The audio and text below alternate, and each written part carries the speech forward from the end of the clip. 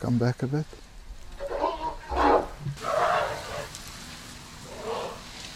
Just let them go out now.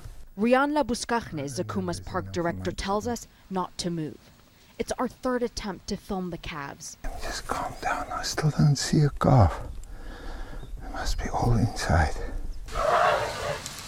The adults are all traumatized, survivors of a poaching spree carried out by Sudanese gunmen in mid-2000. This is an example of all the basic weapons that's being used in the conflicts around the CAR in Darfur. 90% of this park's elephants were slaughtered in the span of just a few years. Until now, the remaining herd, too distressed to mate. There's a baby. You see, here's one on the right. You can see there's some very small calves there. The rest are all adults, and there's a whole generation that's missing. Lost to the merciless ivory trade. The terrain here is crisscrossed with ancient trading routes still used by nomads. Rugged and lawless, it is ideal for poachers, operating in small groups using advanced military tactics and technology.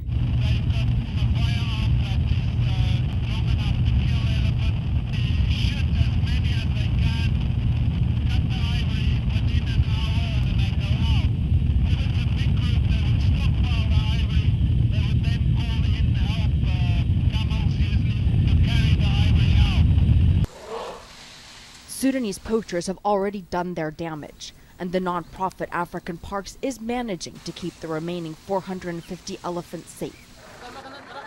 But with poaching and conflict so closely intertwined, the war in neighboring Central African Republic brings with it renewed threats.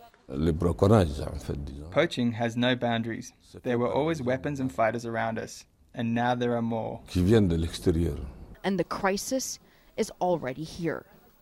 The majority of repatriated Chadians have roots back to the area that borders the park.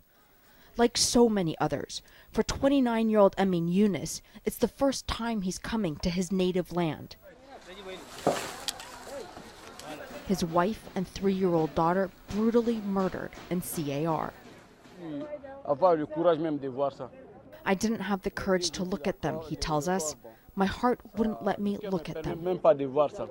He's hoping for work in agriculture, but the influx of refugees, some of whom have weapons from CAR, is a concern to local leaders. There aren't enough jobs here to go around, and poaching is lucrative, especially for those battle-hardened.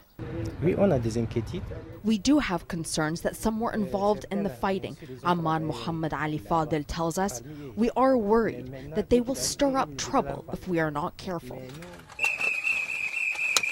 African Parks is training up a rapid response team. One of Central Africa's largest herds is secure for now, but the ivory trade is a key source of funding for conflict, and this park is surrounded on all sides. Arwa Damon, CNN, Zakuma National Park, Chad.